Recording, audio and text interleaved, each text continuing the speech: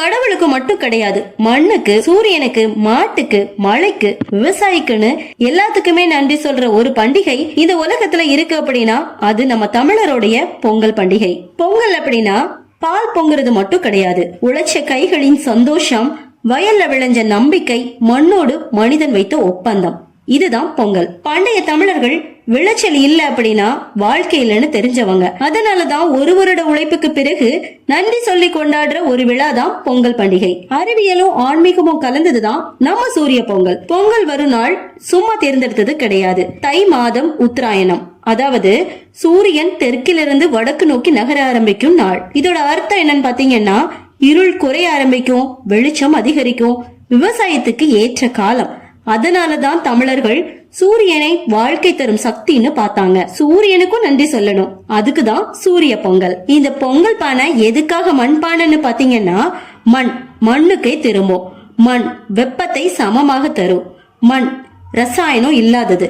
இன்னும் முக்கியமா, மண்ணில் விளைஞ்ச அரிசி, மண்ணால் செய்யப்பட்ட பானை, மண்ணில் சமைத்து மனிதன் சாப்பிடுகிறான். இதுதான் தமிழர்களின் இயற்கை சுழற்சி அறிவியல். மாட்டு பொங்கல் எதுக்காக மாட்டுக்கு இவ்வளவு மரியாதைன்னு பாத்தீங்கன்னா, இந்த உலகத்துல மாட்டுக்காக தனியா விழா கொண்டாடுற ஒரே இனம் நம்ம தமிழ் இனம். ஏன் தெரியுமா?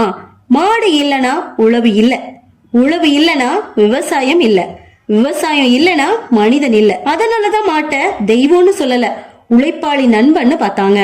முக்கியமா மாடுகளுக்கு குளியல், கொம்புக்கு வண்ணம், மாலை, இது எல்லாமே சடங்கு கிடையாது. நீ இல்ல அப்படின்னா நாங்க இல்ல அப்படின்னு சொல்ற மரியாதை. குடும்ப விழா, சமூக விழான்னு பொங்கலை ஏன் சொல்றாங்கன்னு பாத்தீங்கன்னா, பொங்கல் நாள்ல வீட்டுல சண்டை இருக்காது, கடன் கணக்கு பேச மாட்டாங்க, பகை மறந்துடுவாங்க. ஏன் அப்படின்னா பொங்கல் ஒன்றிணைக்கும் நாள்.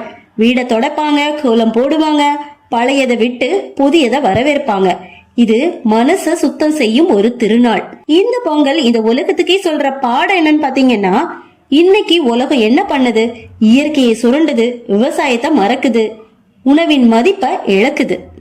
ஆனா நம்ம பொங்கல் என்ன சொல்லுதுன்னு பாத்தீங்கன்னா, இயற்கைக்கு நன்றி சொல்லுது, உழைப்பை மதிச்சு நடன நமக்கு கத்து கொடுக்குது, உணவை வீணாக்காதுன்னு அன்றாட சொல்லி கொடுக்குது.